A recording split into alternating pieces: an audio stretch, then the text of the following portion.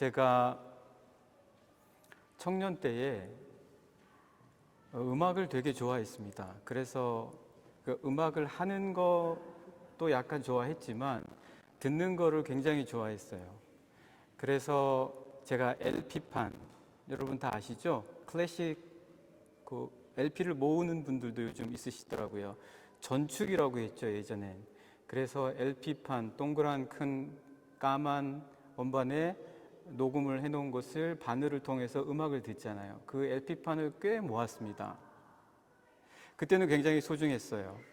그래서 팝도 듣고 여러 가지 많은 음악을 들었습니다.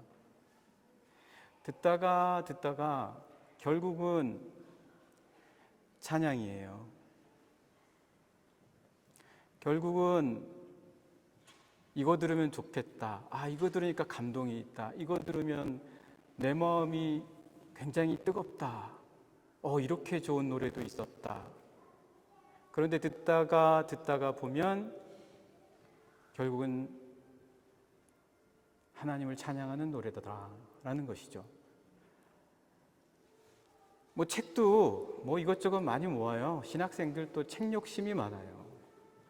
그래서 필요 없는 책도 사서 갖다 모으고, 그래서 책이 우상이에요. 책을 뒤에 쭉 놓으면 그게 자기의 권위라고 생각해요. 그래서 이것저것 다 책을 갖다 모아요. 야, 이거 새로운 책이다. 새로운 사상이구나. 이거 좋다. 이거 굉장한 통찰력이 있는 책이다. 읽다 보면은요, 결국은 성경이에요.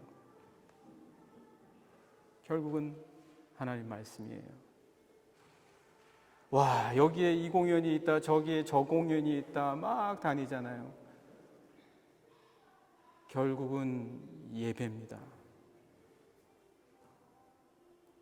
여러분이 살다 스스로 하고 싶은 대로 다 하잖아요. 결국에는 여러분 스스로 못하는 때가 와요. 여러분 뜻대로 움직일 수 없고 생각할 수 없는 때가 온다라는 것입니다. 베드로에게 예수님께서 내가 젊어서는 네 마음대로 돌아다니겠지만 내게 띠띠어서 내가 마음대로 하지 못하는 곳으로 너를 데려갈 것이다. 그렇게 말씀해 주십니다. 어떤 날은 제가 하늘을 이렇게 저희 강아지 산책을 시키려고 나가서 쳐다보면 참 하늘에 여기 독일은 맑아서 그런지 별들이 많아요. 그런데 그 별들을 쳐다보면서 갑자기 어린애 같은 마음 때문에 하나 둘씩 헤아리다 보면요, 결국 마지막에 드는 생각은 헤아릴 수 없다. 더 이상 헤아릴 수 없다. 거기에 다다르는 거예요. 오늘 여러분들이 어떤 목적을 갖고 무엇 때문에 살아가는지는 모르겠습니다. 그러나 저는 여러분들이 꼭 이걸 기억해 주셨으면 좋겠어요. 여러분이 이 땅 가운데서 살아가는 모든 물질적인 체험, 이 땅에 육을 입고 살아가는 모든 것들은 다 결국 마지막으로 하나님이시구나. 그거를 알게 하시기 위해서 우리에게 이 땅 가운데 살아가도록 하시는 것이다. 우리에게 여러 가지 일들이 있는 것이다. 우리에게 여러 가지 체험이 있는 것이다. 우리에게 여러 가지 만남이 있는 것이다. 우리에게 여러 가지 사건이 있는 것이다. 그거를 알면 삶의 의미들이 꽉 차 있어요. 모든 것에 삶의 의미가 꽉꽉 담겨 있어요. 그런데 그걸 모르면 삶이 원망이고 불만이고 짜증이 나고 어느 것도 용납하기 싫고 받아들이기가 어렵고 분을 내고 화를 내고 오늘 우리의 삶이 그렇게 흘러갈 수 있다라는 것입니다. 예수님께서 왜 우리와 똑같은 몸을 입고 육체로 오셨습니까? 우리의 이 육체를 통해서 하나님과 함께 할 수 있는 영의 구원을 보여주시기 위한 것 아니겠어요? 때문에 우리가 이 육체 가운데 살아가면서 경험하는 모든 것은 너무나 귀한 겁니다. 언제요? 하나님을 알도록 우리가 목적을 갖고 살아갈 때는 너무나 귀한 거예요. 그런데 그렇지 않으면은 다 한낱 지나가는 그 즐거움을 잡기 위해서 순간순간을 즐기려고 해요. 순간순간을 만족하려고 해요. 그것이 전부인 것 같아요. 지금 안 하면은 안 될 것 같아요. 이때 내가 즐기지 않고 이때 내가 모든 거 다 누리지 않으면 언제 하겠냐?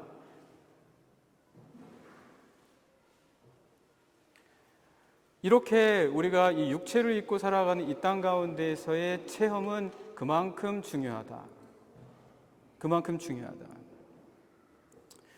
오늘 여러분 말씀도 보시게 되면 여호수아가 2명의 정탐꾼을 보내요.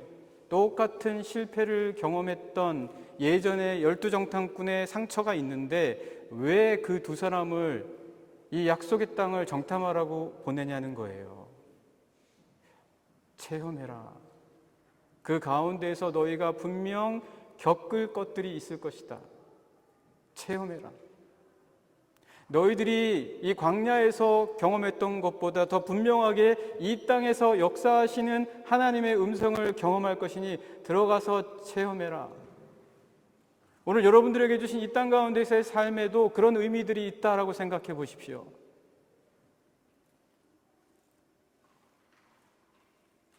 잔느 귀용이라는 프랑스의 영성의 대가가 있습니다. 잔느 귀용은 17세기에 태어났는데 7달 만에 나왔어요. 육체적으로 미숙아예요. 그러니까 부모님이 더 사랑해 주는 게 아니라 그 사랑이 미움으로 바뀐 거예요. 그 사랑을 어떻게 표현할지를 모르는 거죠. 그래서 부모님이 자기의 자녀임에도 불구하고 사랑해야 하는데 오히려 미움으로 바뀌었어요. 그래서 계속 구박하다가 결국 16살이 됐는데 시집을 보내버렸어요. 다른 귀족 집안으로. 뭔가 가문에 더 유익이 되는 선택을 한 거죠. 근데 무려 나이 차이가 22살이나 났어요. 그곳에서 그 잔느 귀용은 하나의 소모품에 불과했어요. 그런데 그랬던 그녀가 당신의 마음속에 계신 하나님을 체험하십시오. 하나님을 체험할 것들로 우리의 삶은 가득 차 있습니다라는 이야기를 듣고 오히려 그분이 영성의 대가가 됩니다. 하나님을 깊이 체험하기라는 책도 쓰셨어요. 체험하기. 근데 그분에게는 오히려 7달 만에 태어났던 그 육체적인 연약함이 하나님을 더 깊이 체험할 수 있는 놀라운 축복이 되었다는 거예요. 오히려 16살에 결혼을 하게 돼서 자기가 알지도 못하게 된 2, 3일 전에야 이 사람이 내 남편이 되는구나 라고 알 수밖에 없었던 그 사람과 만난 불행한 결혼 생활이 오히려 하나님을 더 깊이 체험하는 놀라운 축복이 되었다라는 거예요. 제가 여러분들에게 그런 얼토당토 않는 일들을 경험해야만 하나님의 축복과 의미가 온다라는 뜻으로 드리는 이야기는 아닙니다. 제가 오히려 드리는 이야기는 우리에게 주어진 상황과 조건 그리고 이 모든 육체로서 경험하는 일들을 하나님께서 주신 의미로서 찾아가서 체험할 때 그때 깊은 삶의 고귀함이 드러난다는 것입니다.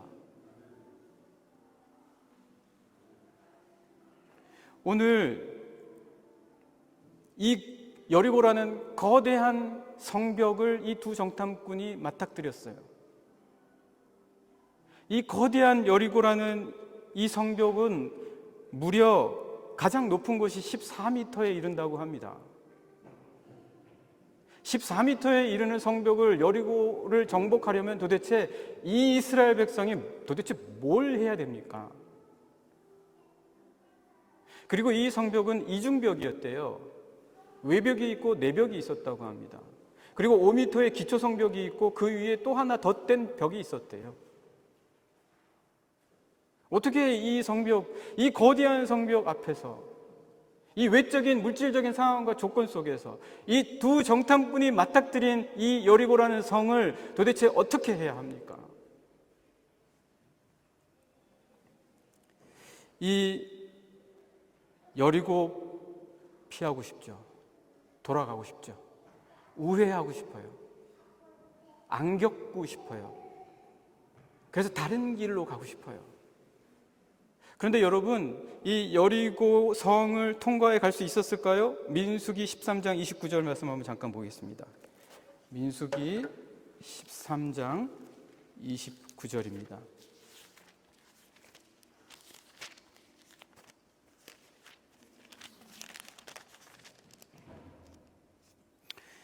그 약속의 땅에 대한 첫 번째 12명의 정탐꾼이 40년 전의 일이죠.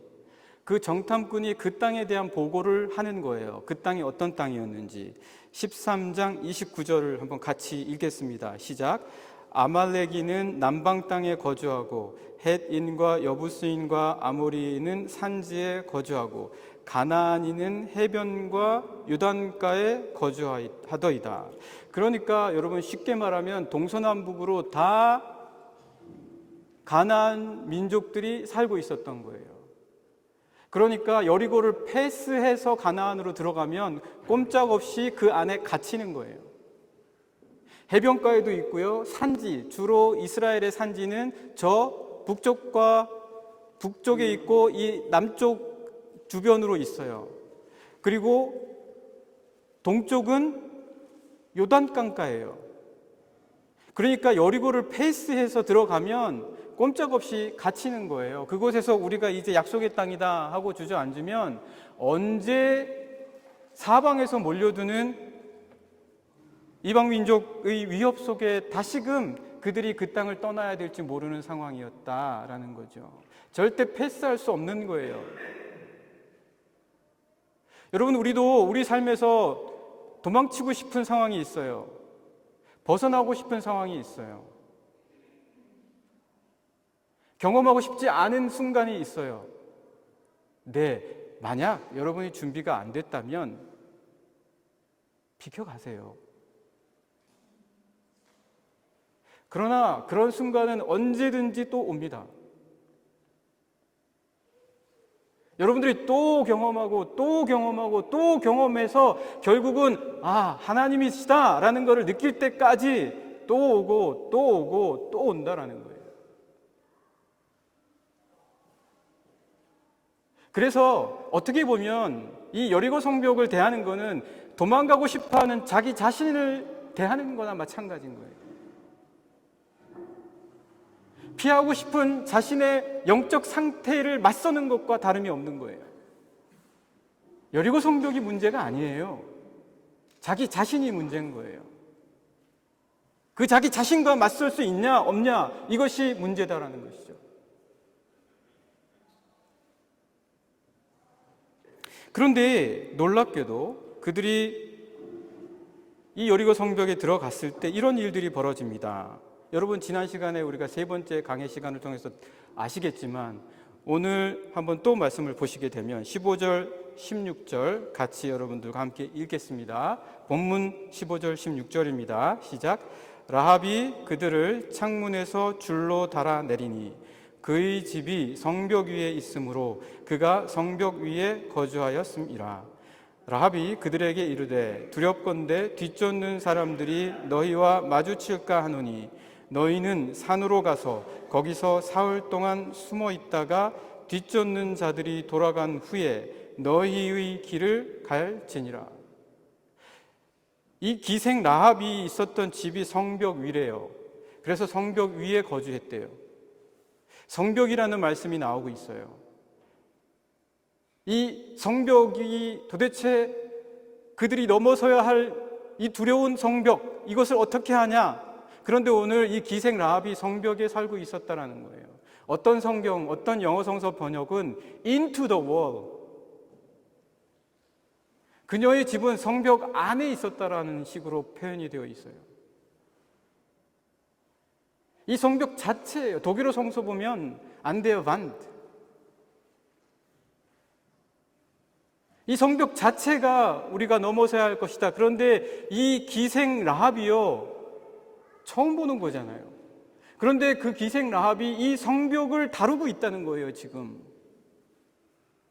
이 성벽에서 이 두 명의 정탐꾼이 어떻게 생명을 지킬 수 있는지, 그리고 자신 민족에게 돌아갈 수 있는지에 대해서 너무나 이 기생 라합이 잘 알고 잘 다루는, 성벽에 대한 것을 잘 알고 있는 사람이었다.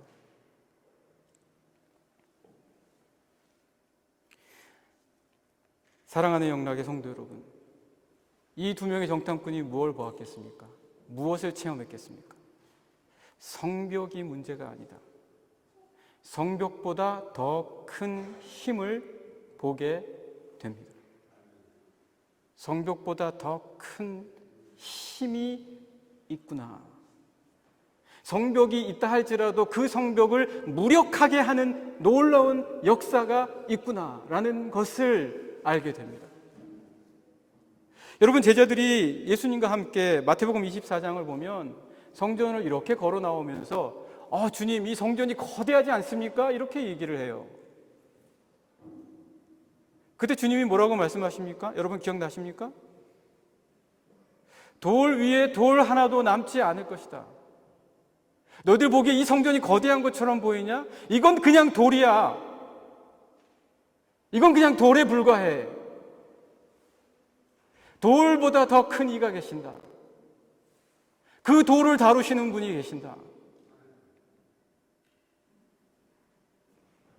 사랑하는 영락의 성도 여러분, 피하고 싶은 거대한 여리고의 성벽과 같은 것이 있다면 그것보다 더 큰 분이 계심을 체험하시기를 간절히 축복합니다. 그 축복 속에서 여러분들은 그 성벽을 넘어설 수 있는 자들이 분명 되실 줄 믿습니다.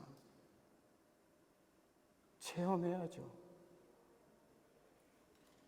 오늘 우리 이 삶의 매 순간이 하나님을 체험하는 아주 귀중한 실습장입니다. 하나님이 여러분들을 위해서 일하시는 것을 체험하십시오.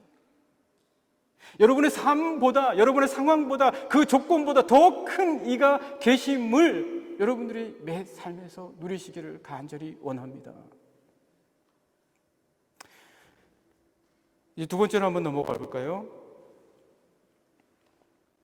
제가 이번에 넷플릭스에서 나르비크라는 영화를 봤습니다. 나르비크. 노르웨이 영화인데 그 실제 상황에 입각해서 영화를 만들었다고 하더라고요. 영화의 줄거리 여러분들 보신 분들 계시리라고 봐요. 실제 상황인데 2차 대전 때 히틀러가 그 노르웨이를 침공을 해요. 히틀러가 침공을 하는데 당시에 그 영국과 프랑스가 우리 지켜줄게, 너희들 싸워, 이렇게 한 거예요. 우리가 지켜줄 테니까 걱정하지 말고 싸워. 그래서 같이 연합군을 형성해서 싸웠어요. 그래서 히틀러가 2차 세계대전에 패배했던 가장 첫 번째 전투가 바로 이 나르빅 전투였다라고 합니다. 그래서 노르웨이 사람들은 모든 힘을 기울여서 영국하고 프랑스 믿고 전쟁한 거예요. 근데 그 다른 스토리도 있기는 하지만 그 이야기를 다 하면 너무 길어질 것 같아서 여러분들 가서 꼭 한번 보시고, 제가 드리고 싶은 말씀은 이 영국하고 프랑스가 그랬다가 다시 그냥 간 거예요. 노르웨이는 영국하고 프랑스가 도와준다고 하니까 믿고 같이 싸웠다가 순식간에 혼자 된 거예요. 믿을만 합니까? 믿을만 해요? 영국하고 프랑스가요? 적어도 제2차 대전의 노르웨이에게 있어서는 영국하고 프랑스가 하나도 믿음직스럽지 않아요. 그래서 중립국이 된 거죠. 여러분 주변에 있는 사람들을 믿을만 합니까? 여러분 주변에 있는 사람들에게 여러분은 믿음직스럽습니까? 그것 때문에 상처받습니까? 그런 거에 아직 상처받습니까? 이렇게 이야기하면 저는 뭐 안 그런 것처럼 그런 의미로 들릴 수가 있을 것 같아서 그렇게까지는 말씀을 못 드리겠어요. 오늘 이 2명의 정탐꾼이 뭘 믿고 이 라합을 살려줍니까? 라합이 뭘 믿고 이 2명의 정탐꾼을 고발을 안 합니까? 이 2명의 정탐꾼과 라합이 무슨 관계인데 이 두 사람들의 관계를 서로가 뭘 믿고 지켜주냐는 거예요. 이 낯선 이방의 민족들을, 이 사람들을. 그런데 오늘 말씀을 잠깐 보실까요? 17절부터 21절까지의 말씀입니다. 17절부터 21절까지의 말씀 같이 보시겠습니다. 시작. 그 사람들이 그에게 이르되 내가 우리에게 서약하게 한 이 맹세에 대하여 우리가 허물이 없게 하리니 우리가 이 땅에 들어올 때에 우리를 달아내린 창문에 이 붉은 줄을 매고 내 부모와 형제와 내 아버지의 가족을 다 내 집에 모으라. 누구든지 내 집 문을 나가서 거리로 가면 그의 피가 그의 머리로 돌아갈 것이요 우리는 허물이 없으리라. 그러나 누구든지 너와 함께 집에 있는 자에게 손을 대면 그의 피는 우리의 머리로 돌아오려니와 내가 우리의 이 일을 누설하면 내가 우리에게 서약하게 한 맹세에 대하여 우리에게 허물이 없으리라 하니 라합이 이르되 너희의 말대로 할 것이라 하고 그들을 보내어 가게 하고 붉은 줄을 창문에 매니라. 여러분, 이 말씀을 보시면 그리스도 예수에 대한 이미지들이 많이 나와요. 붉은 줄, 사흘, 뭐 이런 말씀들이 많이 나와요. 네, 맞아요. 우리는 그리스도 예수에 대한 믿음으로 살아가는 자들이에요. 세상의 사람들에게 믿음을 저버리거나 그들이 믿음을 저버려서 상처받은 것을 우리는 예수 그리스도에 대한 믿음 때문에 이기고 또 이기고 상처받아도 또 믿고 그 믿음을 저버리지 않으면서 살아갈 수 있는 자들이 바로 우리 그리스도인인 줄 믿습니다. 세상의 여러 관계들을 보세요. 이익의 관계, 이익이 되지 않으면 맹세도 저버리는 관계, 내 자존심 건드리면 끊어버리는 관계, 숱한 관계들로 꽉 쌓여 있어요. 그러나 우리는 어떻다고요? 그런 모든 관계를 그리스도 예수에 대한 믿음 때문에 또 믿음으로 나아가고 또 믿음으로 나아가고 또 믿음으로 나아갈 수 있는 자들이다. 그거 아니면 세상에서 쓰러지죠. 오늘 한번 말씀을 보세요. 너가 이 모든 것을 누설하지 않으면 우리가 너를 살려줄게. 너의 가정 모두를 살려줄게. 너가 맹세한 대로, 그리고 우리에게 맹세시킨 대로 다 살려줄게. 그리고 너희 집에 붉은 줄을 매어놔. 이렇게 얘기를 합니다. 그러면 그들이 맹세한, 라합이 맹세하게 한 그 맹세는 도대체 무엇입니까? 그것 때문에 이들은 믿음을 갖고 돌아갈 수 있었던 거예요. 오늘 말씀 17절과 그리고 20절에 그렇게 얘기해 주고 있어요. 17절의 말씀 보시면 그 사람들이 그에게 이르되 내가 우리에게 서약하게 한 이 맹세 때문에 믿겠다라는 거예요. 자, 그리고 20절에도 보면 내가 우리의 이 일을 누설하면 내가 우리에게 서약하게 한 맹세, 이 맹세가 그들이 다시 여호수아에게로 돌아가고 라합은 믿음을 갖고 붉은 줄을 매달을 수 있는 하나의 분명한 이유가 됐다는 것이죠. 그럼 이 맹세가 도대체 뭡니까? 어떤 맹세입니까? 우리 말씀 한번 보실까요? 지난 시간에 우리가 봤던 말씀입니다. 같은 장 2장 12절 말씀 한번 보시죠. 2장 12절 말씀. 여러분과 제가 같이 한번 읽어보시겠습니다. 시작. 그러므로 이제 청하노니 내가 너희를 선대하였은즉 너희도 내 아버지의 집을 선대하도록, 그 다음에 어떻게 되죠?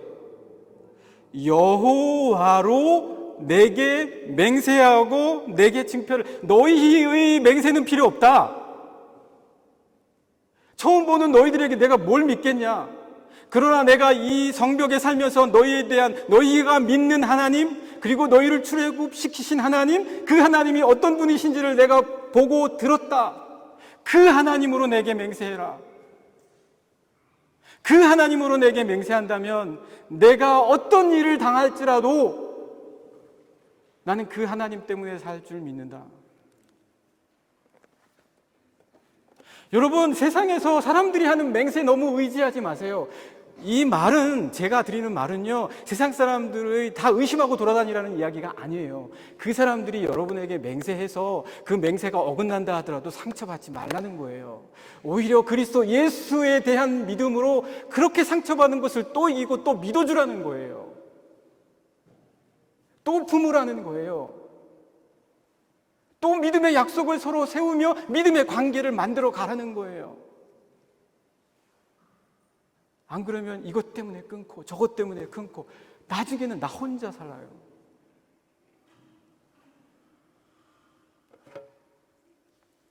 사랑하는 영락의 성도 여러분, 이들이 붉은 줄을 낼 때 드디어 알게 된 것은 무엇입니까? 아, 약속은, 이들이 맺은 모든 약속은 이제 라합이나 우리에게 있는 것이 아니라 하나님의 손에 있다. 하나님의 손에 있다. 이 약속으로 살아가십시오. 이 약속으로 힘을 얻으십시오. 이 약속의 능력을 체험하십시오. 매일매일 순간 하나님, 저하고 약속해 주십시오. 하나님, 저에게 말씀해 주십시오. 하나님, 저에게 힘 주십시오. 체험하십시오. 이 정탐꾼들처럼. 그래야지만 여리고로 갈 수 있습니다. 마지막 세 번째 말씀 보겠습니다. 시편 34편의 말씀을 보면은요, 다윗이 사울에게 쫓겨서 유대 광야로 도망을 가다가 블레셋 사람들 땅으로 가요. 블레셋 사람들 땅으로 가서 그곳의 왕인 아기스 왕에게 위험한 지경에 처하게 됩니다. 그래서 그 위험한 지경에 처했을 때 미친 척해요. 제가 일전에 한번 말씀드린 적이 있을 거예요. 미친 척해요. 침을 질질 흘리면서 문을 막 긁고, 그러니까 그 아기스 왕이 신하들은 그를 잡아야 된다라고 얘기했을 때, 야, 이렇게 미친 정신병자를 잡아서 뭐하냐, 그냥 내버려 둬라. 살아도 우리에게 위협이 되지 않으니 그냥 내버려 둬라. 그렇게 이야기를 해서 목숨을 건집니다. 그런데 이상한 거는요, 시편 34편에 아기스 왕에게 미친 척하다가 지은 시편, 이렇게 기록이 되지 않고 아비멜렉 왕에게 미친 척하다가 지은 시편, 이렇게 되어 있어요. 시편 34편에. 왜 아기스 왕을 아비멜렉이라고 했을까? 아비멜렉 하면 딱 떠오르는 게 뭔가요? 여러분 혹시 창세기에 아비멜렉 하면 떠오르는 사람이 누굽니까? 아브라함과 이삭이에요. 왜요? 아브라함이 아비멜렉이 무서워서 자기 아내 사라를 누이라고 했거든요. 이삭도 마찬가지예요. 아비멜렉 앞에서 자기 아내를 그 왕이 무서워서 누이라고 했어요. 근데 이 아비멜렉은 블레셋 왕을 일컫는 일반적인 단어예요. 마치 바로처럼. 그럼 왜 아기스라고 안 하고 다윗의 시편 34편을 아비멜렉이라고 했을까? 이것을 읽는 히브리 사람들은 딱 떠오르는 거예요. 아하. 그래서 랍비들은 이렇게 해석합니다. 다윗이, 야, 아브라함 별거 아니네. 믿음의 조상이라고 하더니 왕 앞에서 벌벌 떨면서 자기 아내를 누이라고 했네. 야, 이삭이 뭐 우물을 그렇게 팠다더니 그들의 믿음 별거 아니네. 그러나 막상 자기가 그런 상황에서 체험을 하고 나니까 그게 아니라는 거예요. 그의 믿음과 삶이 얼마나 고귀한 것인지를 자기가 그 아기스 왕의 위협 속에서 미친 척하고 나서야, 그것을 체험하고 나서야, 아, 주님, 우리 하나님을 모른다고 하는 사람들이 많아요. 하나님을 만날 만한 준비가 돼 있나요? 언제 한번 하나님을 찾아봤습니까? 하나님의 음성에 대해서 얼마나 오랫동안 기도를 했습니까? 이런 체험을 한 사람들에게는 너무나 분명하게 하나님이 자신에게 다가오는데, 그거를 다윗은 아이, 그거 참 별거 아니네 라고 얘기했다가 그 스스로 체험을 하고 난 뒤에 자기의 믿음의 조상들이 얼마나 귀한 믿음을 갖고 있었는지를 알게 되었다라는 것입니다. 자, 오늘 말씀을 마지막으로 한번 보시겠습니다. 22절부터 24절입니다. 같이 읽으실까요? 시작. 그들이 가서 산에 이르러 뒤쫓는 자들이 돌아가기까지 사흘을 거기 머물매 뒤쫓는 자들이 그들을 길에서 두루 찾다가 찾지 못하니라. 그 두 사람이 돌이켜 산에서 내려와 강을 건너 눈의 아들 여호수아에게 나아가서, 그 다음 말씀 잘 보세요. 그 다음 뭐라고 되어 있죠? 그들이 겪은 모든 일을 고했다. 겪은 모든 일, 체험한 거를 다 얘기했다는 거예요. 뭘 체험했습니까? 그 다음 말씀 보시겠습니다. 24절 같이 읽겠습니다. 시작. 또 여호수아에게 이르되 진실로 여호와께서 그 온 땅을 우리 손에 주셨으므로 그 땅의 모든 주민이 우리 앞에서 간담이 녹도이다 하더라. 이걸 체험한 거예요. 이걸 겪은 거예요. 아, 하나님께서 역사하시고 계시는구나. 하나님 살아 계시는구나. 이 땅을 우리에게 약속의 땅으로 주셨구나. 첫 번째 정탐과 두 번째 정탐의 엄청난 차이입니다. 사랑하는 영락의 성도 여러분, 믿음으로 살아가는 모습이 없는데 어찌 하나님을 알까?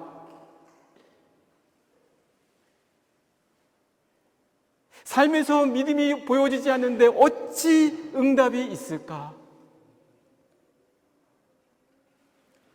영락의 성도 여러분, 매일매일의 삶에서 하나님과 약속하시고 하나님께서 기뻐하시는 삶을 살도록 애쓰신다면 여러분의 삶 가운데 하나님께서 체험 주시고 그리고 하나님께서 응답하여 주실 줄 믿습니다. 믿으십니까? 이러한 믿음으로 살아가시는, 체험의 소중함을 경험하시는 우리 영락의 모든 성도님들 되시기를 간절히 축복합니다.